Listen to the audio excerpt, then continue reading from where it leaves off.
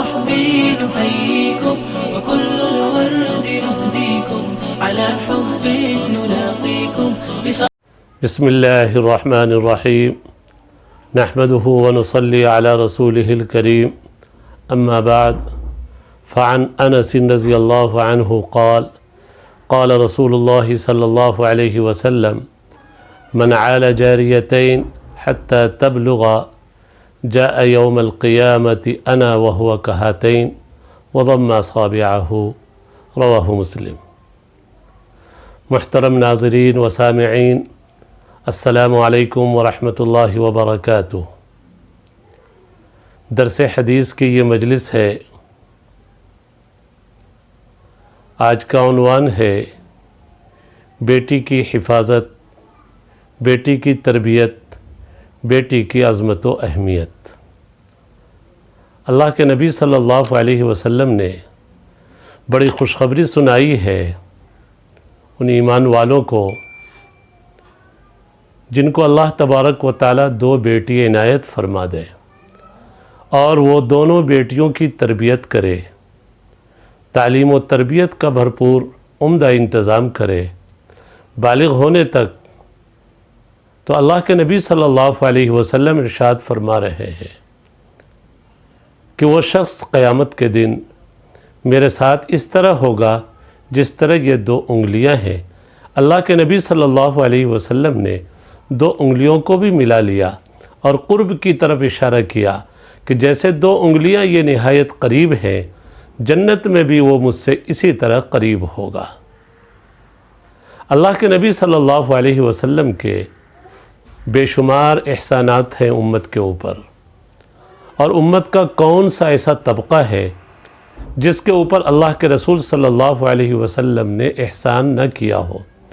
اسی لیے ایمان والوں کو حکم ہے کہ اللہ کے نبی صلی اللہ علیہ وسلم پر خوب درود پاک پڑھے.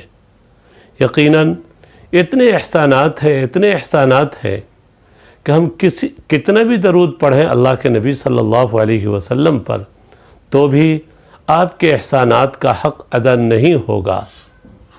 اسی لیے مومن درود پڑھتے ہوئے یہی کہتا ہے صلی اللہ علیہ وسلم. اللہ تعالیٰ اپنی شان کے مطابق آپ صلی اللہ علیہ وسلم پر رحمت نازل فرمائے. ہم تو قاصر ہیں اللہ کے رسول صلی اللہ علیہ وسلم کا حق ادا کرنے سے. اللہ تعالیٰ اپنی شان کے اعتبار سے رحمت نازل فرماتے رہے آپ صلی اللہ علیہ وسلم پر. سب سے بڑا احسان اللہ کے رسول صلی اللہ علیہ وسلم کا ہم سب پر یہ ہے کہ آپ نے اللہ کی پہچان کرائی، قرآن اور اسلام کا تعارف کرایا. اگر آپ نہ ہوتے تو ہم نہ جانتے کہ خدا کیا ہے، اللہ کیا ہے، دین اسلام کیا ہے، قرآن کریم کیا ہے. امت کے ہر طبقے پر الگ الگ احسانات بھی فرمائے. مزدوروں پر احسان کیا. اس زمانے میں مزدوروں پر ظلم ہوتا تھا، مزدوروں کی مزدوری دبا لی جاتی تھی. اللہ کے نبی صلی اللہ علیہ وسلم نے مزدوروں کے بارے میں فرما دیا آتوا الاجیر اجرہ قبل ان یجف عرقہ، کہ مزدور کو مزدوری دے دیا کرو اس سے پہلے کہ اس کا پسینہ خشک ہو. بیٹیوں پر احسان کیا، لڑکیوں پر احسان کیا. اس زمانے میں عموماً لڑکیوں کو زندہ دفن کرنے کی عادت تھی. بچی 6 سال کی ہو جاتی، باپ 6 سال تک پرورش کرتا، اور جب 6 سال کی ہو جاتی تو باپ خود جنگل میں جا کر اپنے ہاتھ سے بڑا کوئی گڑھا کھودتا، ماں کو کہتا بیٹی کو اچھے کپڑے پہناؤ. باپ جنگل لے جاتا، بیٹی سے کہتا ذرا جھانکو تو اس گڑھے میں. وہ 6 سال کی بچی جھانکتی. وہ سخت دل اور سنگ دل باپ بچی کو پیچھے سے دھکیل دیتا اور اس کے اوپر مٹی ڈال دیتا. یہ طریقہ عام تھا زندہ دفن کرنے کا. اللہ تبارک و تعالیٰ نے 30ویں پارے میں اسی کا تذکرہ فرمایا ہے.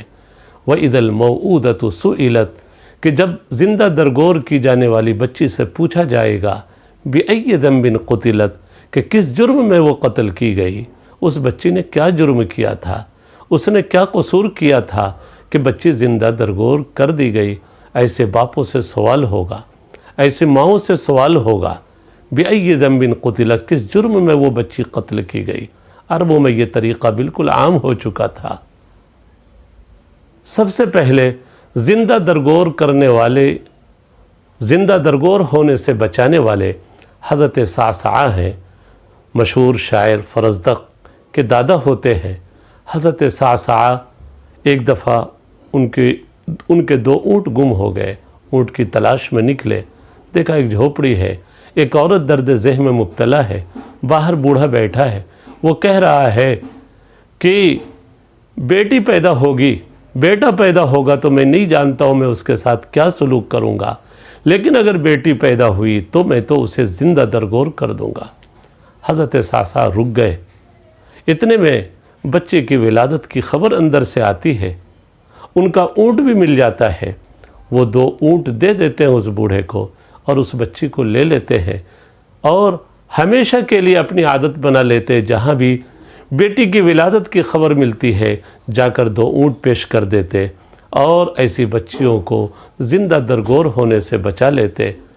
اس طریقے سے پھر یہ عادت عربوں سے ختم ہوئی، انہوں نے زندہ دفن کرنے سے، زندہ درگور کرنے سے بچیوں کو روکا اور بچیاں محفوظ رہی۔ بچیاں بہرحال اللہ کی بڑی نعمت ہے، بڑی رحمت ہے۔ حضرت مفتی شفیع صاحب رحمۃ اللہ علیہ فرمایا کرتے تھے، بلکہ تفسیر معرف القرآن میں انہوں نے لکھا ہے، ایمان والے کو چاہیے بیٹی کی ولادت پر خوب اظہار خوشی کرے، چونکہ بیٹی کی ولادت پر ناخوش ہونا کفار اور مشرکین کا شیوا رہا ہے کہ وَإِذَا بُشِّرَ أَحَدُهُمْ بِالْأُنْثَى ظَلَّ وَجْهُهُ مُسْوَدًّا وَهُوَ كَظِيمٌ، جب ان میں سے کسی کو بیٹی کی ولادت کی خبر دی جاتی، ان کا چہرہ دن بھر سیاہ رہتا، وہ غم میں گھٹتے رہتے کہ کیا کرے اس بچی کو، کیا کیا جائے اس بچی کے ساتھ۔ تو اس لیے یہ اچھی عادت نہیں ہے بچی کی ولادت پر اظہار ناگواری ہو، ناخوشی ہو یا غم ہو۔ جیسے ہی بچی کی ولادت کی خبر ملی، کفار و مشرکین کی مخالفت کرتے ہوئے ہماری جانب سے خوب اظہار خوشی ہو۔ ایسا نہ ہو کہ بیٹے کی ولادت پر تو پیڑے تقسیم کریں اور بیٹی کی ولادت پر جلیبی تقسیم کریں، بلکہ عمدہ اور اچھی مٹھائی تقسیم کریں تاکہ ہماری جانب سے بیٹی کی ولادت پر اظہار خوشی ہو۔ اللہ تبارک و تعالی نے جہاں اولاد کی نعمت کا تذکرہ فرمایا ہے تو سب سے پہلے بیٹی دینے کا تذکرہ فرمایا، یَهَبُ لِمَن یَشَاءُ إِنَاثًا وَیَهَبُ لِمَن یَشَاءُ الذُّکُورَ۔ اس تفسیر میں حضرت واصلہ بن اسقع رضی اللہ تعالیٰ عنہ فرماتے ہیں، بڑی خوش نصیب ہے وہ عورت جس کے پیٹ سے پہلے بیٹی پیدا ہو۔ حضرت واصلہ بن اسقع صحابی رسول ہیں، ان کا قول حدیث کے درجے میں ہے، ضرور یہ بات انہوں نے اللہ کے نبی صلی اللہ علیہ وسلم سے سنی ہوگی۔ اس لیے ہم بیٹی پر اظہار ناگواری نہ کریں، غم نہ کریں، اس کو نعمت اور اپنے لیے بڑی راحت بھی سمجھے۔ اور یہ حقیقت ہے کہ بیٹیاں جتنی خدمت کرتی ہیں اپنے والدین کی، بیٹے اس قدر خدمت نہیں کر پاتے۔ ہمارے لیے وہ راحت کا بھی ذریعہ ہے، ہمارے لیے نعمت بھی ہے، رحمت بھی ہے۔ بعض لوگ بیٹی کی خبر سن کر یا اس کے حمل کی خبر سن کر ضائع کر دیتے ہیں، گولیاں کھلا کر، آپریشن کرا کر یا اور کسی شکل سے جان لے، یہ بھی زندہ درگور کرنے کی کچھ نئی شکلیں ہیں۔ اس لیے ہم ایسی عادتوں سے اپنے آپ کو بچائیں اور بیٹیوں کی عظمت ہو، بیٹیوں کی اچھی تربیت ہو اور ان کی تعلیم کا عمدہ سے عمدہ انتظام ہو۔ اللہ تبارک و تعالی ہم سب کو توفیق عمل نصیب فرمائے۔ وما توفیقی الا باللہ۔ سامعین، اب ہم آپ سے رخصت ہو رہے ہیں۔ السلام علیکم ورحمۃ اللہ وبرکاتہ۔ على الرحب نحييكم